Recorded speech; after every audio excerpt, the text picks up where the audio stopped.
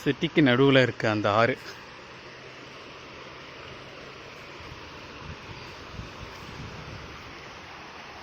சிட்டிக்கு நடுவில் இருக்குன்னு நம்ப முடியாதுல்ல.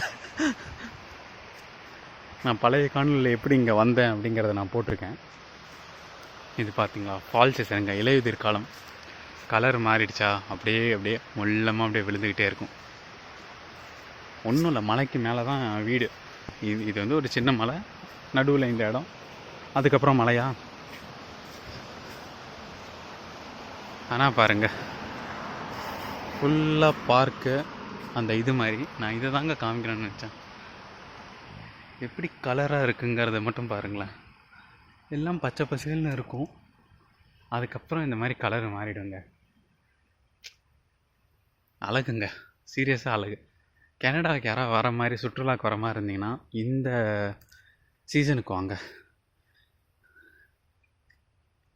இங்கே பாருங்களேன், எல்லாமே இன்னும் ஒரு 2 வாரம் போணுச்சுன்னா இன்னும் நல்லா கலர் மாறிடும். அதுக்கப்புறம் என்னென்னா இலை கொட்டிடும். ஃபோட்டோ ஷூட்க்கெலாம் இது செமையான இடங்க. நார்தன் ஏரியாவுக்கு எதெல்லாம் நார்தன் ரீஜன்ஸ்க்கு பக்கமாக இருக்கோ அந்த எல்லாமே வந்து இந்த லைட் கம்மியாக வரதுனால, லைட் டியூரேஷன், அதாவது வெளிச்சம் வந்து கம்மியாக இருக்கும். அந்த டைமில் இதெல்லாம் கலர் மாறிடும்.